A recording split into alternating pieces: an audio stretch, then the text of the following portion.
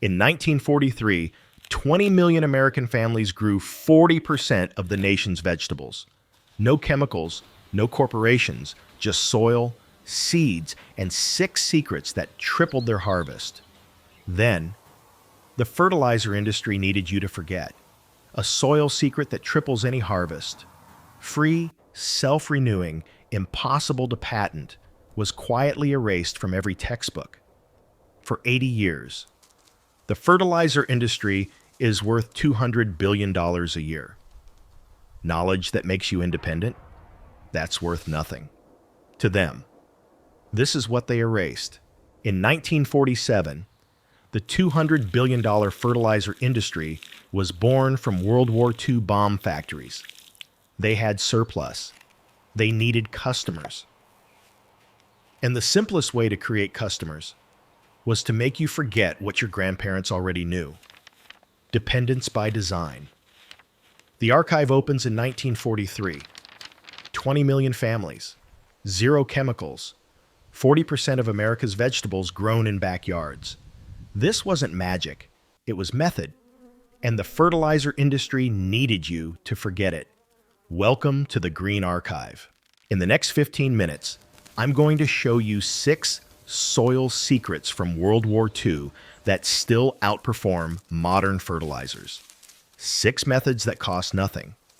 6 methods that build soil instead of depleting it. 6 methods that work, even when supply chains collapse. No one is selling this knowledge. No corporation profits when you use it. That's exactly why it was buried. But the soil remembers, and now, so will you. Secret number 1, chop and drop. Your grandmother didn't haul plant material to a compost bin. She didn't wait 6 months for decomposition. She cut the plant at the base and let it fall. Right there, where it grew. This is not laziness. This is observation. Look at a forest floor. Nothing gets removed. Leaves fall. Branches break.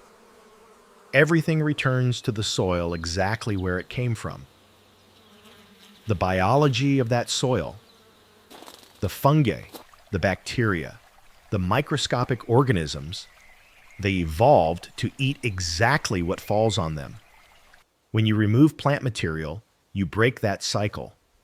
When you leave it, you complete it. USDA data from 1943 showed Victory Garden plots using chop and drop produced 3 times the tomatoes, 2.5 times the beans, 4 times the squash, compared to plots where material was removed. But here's what they don't tell you. This also reduces watering needs by 70%. Because that layer of plant material, it shades the soil. It holds moisture. It feeds the organisms that create soil structure, the structure that holds water like a sponge. You don't need special equipment. You don't need to buy anything. You just stop removing. Cut your tomato plants at the end of season. Leave them. Cut your bean vines. Leave them. Cut your squash. Leave it. The soil will do the rest. This is not innovation. This is remembering. Secret number 2, forest soil inoculation. If your garden soil is dead, gray, compacted, lifeless, there's a free solution hiding in the nearest forest. Here's the science. Soil isn't just dirt. It's a living ecosystem. 1 teaspoon of healthy forest soil contains more organisms than there are people on Earth. Bacteria, fungi, protozoa, nematodes, a universe in a handful. And these organisms, they're what make soil work. They break down organic matter into nutrients plants can absorb. They create soil structure that holds water and air. They protect roots from disease. Dead soil has none of this. It's just particles. But here's the secret your grandmother knew. You don't need to buy biology. You can import it. Go to a forest, not a city park. An actual forest with undisturbed soil. Find a spot under mature trees. Scrape away the top leaves. Underneath, you'll find soil that's dark, crumbly. It smells like earth should smell. Take a few handfuls. That's all you need. Those organisms reproduce rapidly. Bacteria can double every 20 minutes. Fungi spread through networks that grow inches per day. A few handfuls of forest soil becomes a few thousand handfuls within weeks. Victory Garden manuals from 1943 specifically recommended this. Obtain soil from a healthy woodland area and incorporate into garden beds. They knew. They documented it. And then it was forgotten. No one can sell you forest soil. No corporation profits from you walking into the woods. No patent exists for the organisms that evolved over millions of years. The knowledge survived in practice, in backyards, in families who never stopped. And now it survives here. In 1944, a grandmother in Ohio kept a Victory Garden journal. Her notes survived. She wrote, "The forest soil changed everything. My tomatoes grew taller than my husband. The children couldn't believe we grew all this ourselves."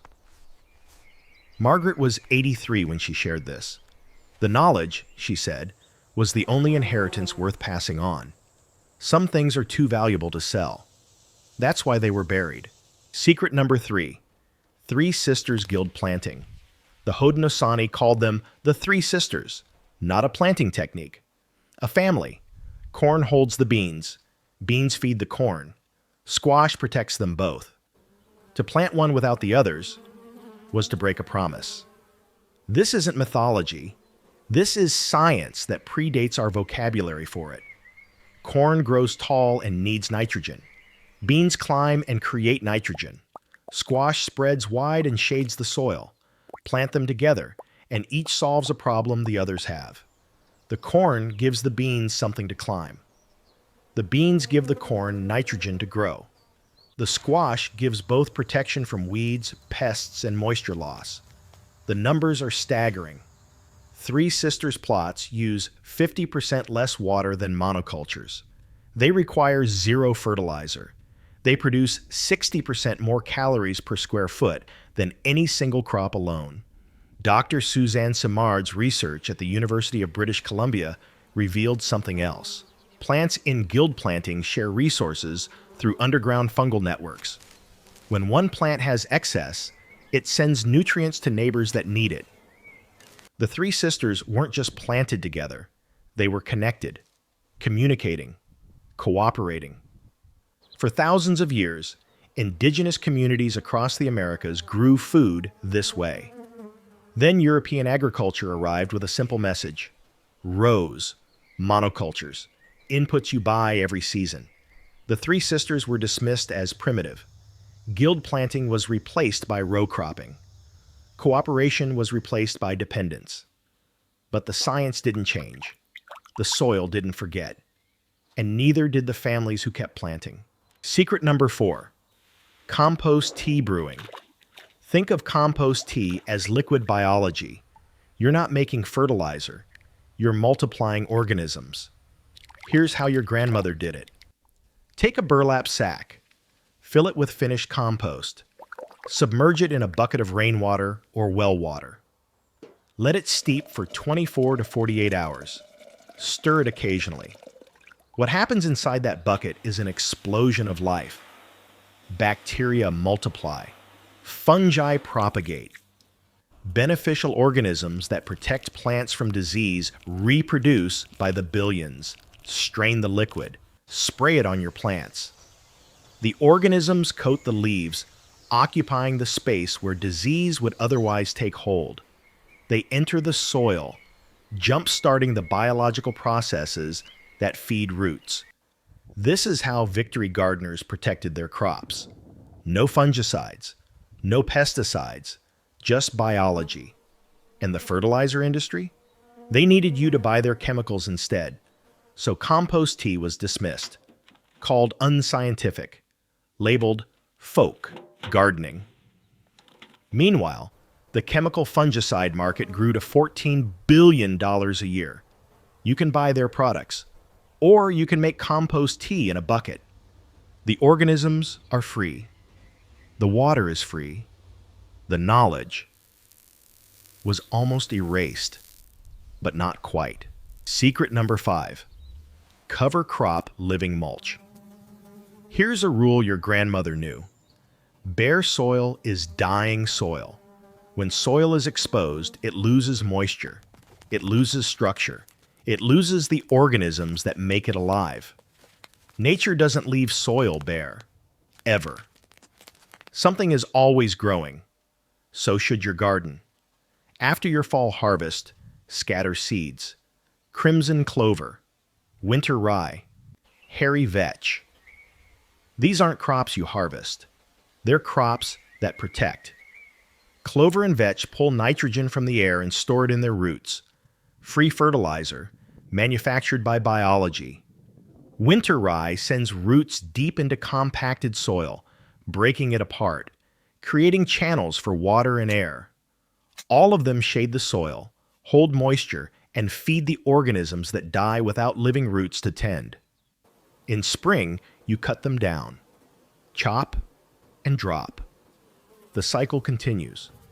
Why isn't this taught? Because there's no profit in seeds you don't harvest. No revenue in fertilizer you don't buy. No customer in someone who is self-sufficient. Cover crops keep your soil alive through winter. They create fertility while you sleep.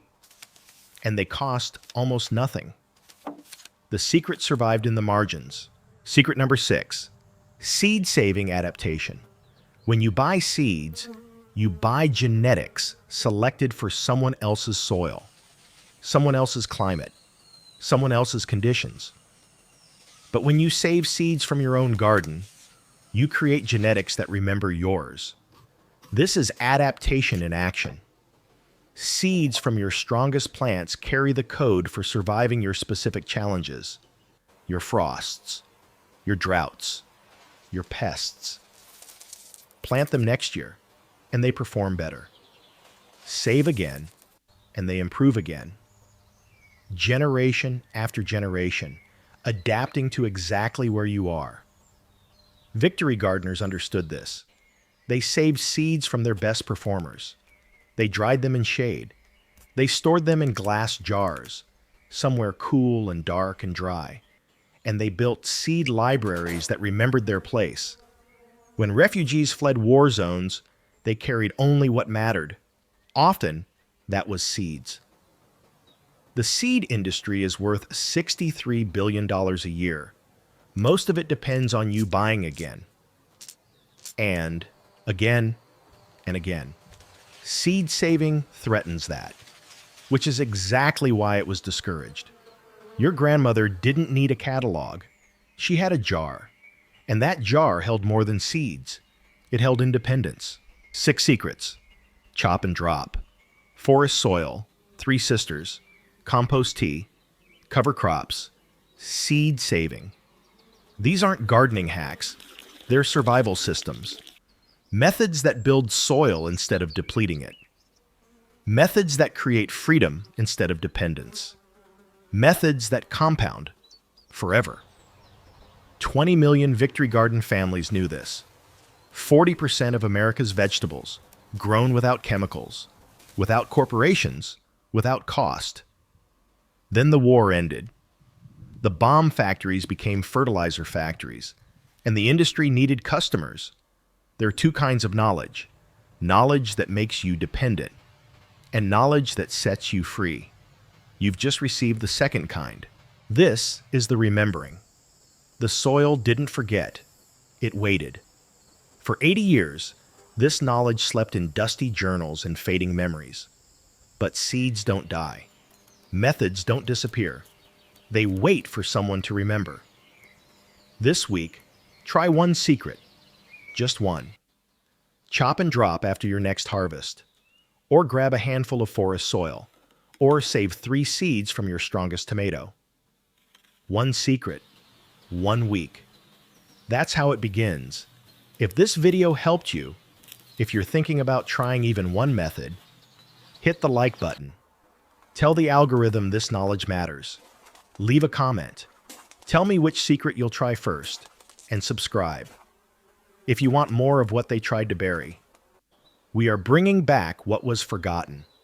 One garden at a time, one viewer at a time, one memory at a time. The archive continues through you.